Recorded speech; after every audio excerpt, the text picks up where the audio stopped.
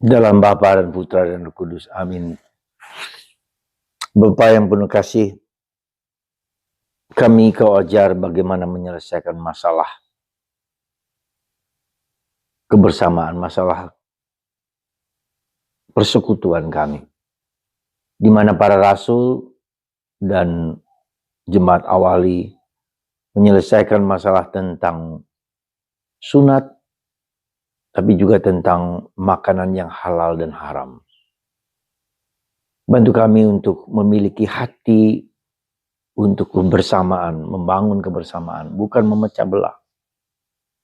Bantu kami ya Bapa memiliki hati yang sebijak itu.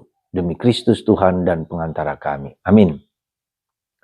Para saudara, sungguh menakjubkan bahwa para Kristen awali menyelesaikan masalah tentang orang sunat dan tidak bersunat dan harus makan halal atau haram. Yang bagi mereka merupakan suatu pegangan yang besar di mana orang tidak boleh makan makanan haram yang telah ditentukan oleh Musa. Tetapi yang menarik di situ kita bisa melihat bagaimana Petrus, ya sekali lagi sebagai pemimpin para rasul, ya menyelesaikan masalah itu dengan sangat-sangat bijak, itu mendengarkan suara dan kehendak Allah. Petrus seperti bermimpi ditunjukkan suatu penglihatan bahwa tidak ada yang haram di muka bumi karena semua diciptakan Allah untuk kebaikan semua manusia dan semua alam semesta. Dan ini sungguh menarik ya bahwa makanan-makanan haram itu seolah bisa dimengerti bagaimana Tuhan mengatakan ini haram, ini tidak dan seterusnya. Pasti tentu ya ada yang baik dan bermanfaat bagi orang tertentu, tapi juga tidak baik bagi orang-orang lain yang mungkin tidak cukup kemampuan badanianya untuk kesehatannya. Jadi ini tergantung bagaimana manusia harus mempelajari ya, belajar untuk melihat apakah makanan ini penting dan perlu untuk kita. Dan kita juga menjadi bijak dalam menentukan sesuatu kebersamaan. Jadi demi kebaikan dan kesehatan bersama. Jadi tetap semua adalah halal ya, tapi perlu kebijaksanaan untuk menggunakannya atau tidak menggunakannya. Ya, memakannya atau tidak memakannya. Itu yang pertama yang menjadi kekuatan kita sebagai orang Katolik, orang Kristen untuk bisa secara bijak ya menggunakan makanan dan makan dengan baik. Ya, apa yang perlu kita makan dan apa yang tidak perlu kita makan, apa yang harus kita makan menjadi sangat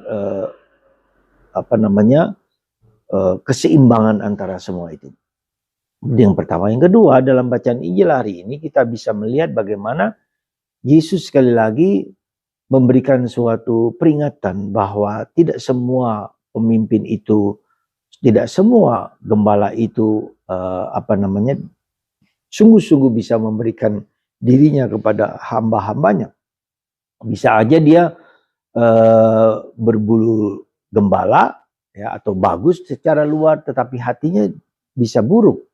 Itu juga suatu kemungkinan lain yang nyata dalam hidup kemasyarakatan kita.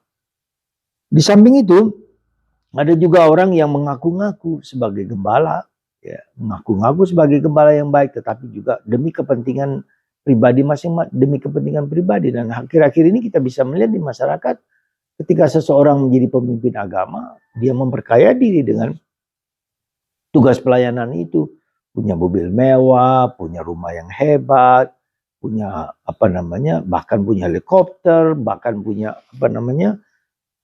kolam renang dan segala macam.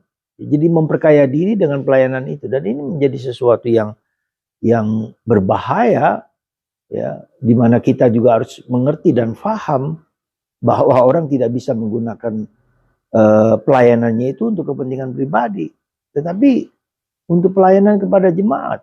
Dan ini menjadi sesuatu yang harus kita pikirkan dengan baik ya, supaya kita jangan terperangkap dengan permainan-permainan licik, hal-hal yang seperti itu. Semoga kita semua yang tetap juga bukan hanya pastor, gembala, bukan hanya para imam, para suster, para biarawati, tetapi juga Anda juga sebagai bapak dan sebagai ibu juga menjadi gembala bagi anak-anak kita. Bagaimana kita memberi hati kepada anak-anak, ya, memperhatikan anak-anak kita, tidak hanya memberikan kekayaan, memberikan harta, memberikan keenakan, memberikan kenyamanan, tetapi ada pendidikan yang bagus untuk anak-anak kita. Itu juga merupakan suatu tugas yang tidak mudah bagi para orang tua dan ayah dan ibu, ya.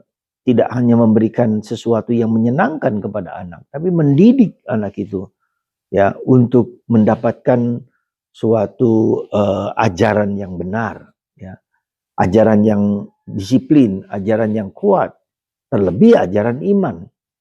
Ya, kita sebagai bapak punya tanggung jawab, punya bapak dan ibu punya tanggung jawab juga untuk memberikan kepada anak kita gizi makanan yang bermutu. Ya, terutama apa? Yesus sendiri. Terutama apa? Ajaran kita sendiri. Terutama apa? Iman kita sendiri. Kalau itu iman kita menjadi sangat berharga bagi kita, itu juga pantas kita berikan kepada anak cucu kita. Jadi saudaraku terkasih dalam Kristus, kita tidak cukup hanya memberikan materi, keuangan, harta kepada anak kita, tapi juga memberikan nilai makanan gizi yang bermutu, yaitu iman dan harapan kita. Semoga Anda dan saya dan kita semua memiliki tanggung jawab yang besar untuk memberikan yang terbaik bagi anak cucu kita. Sekali lagi, bukan hanya makanan, bukan harta, bukan keenakan, bukan pembiaran bahkan, di mana sekarang anak-anak zaman sekarang sangat terpesona dengan HP, dengan gadget, ya.